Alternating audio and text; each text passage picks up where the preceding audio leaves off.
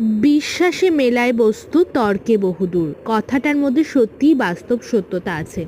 আমি বরাবরই একটু আস্তিক প্রকৃতির মানুষ।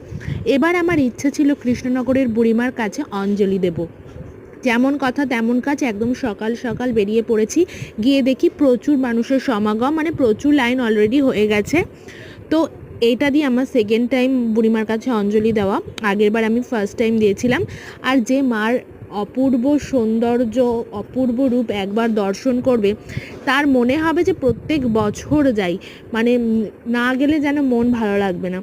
তো ভগবান চেয়েছেন বলেই আমি যেতে পেরেছি, আমি এটা মনে করি। আর এত কাছ থেকে মায়ের অঞ্জলি দিতে পেরেছি খুব সুষ্ঠুভাবে। এখানে অঞ্জলি দেওয়ার পরে মায়ের মহাপ্রসাদ গ্রহণ করা যায়, আমি সেই প্রসাদও গ্রহণ করেছি।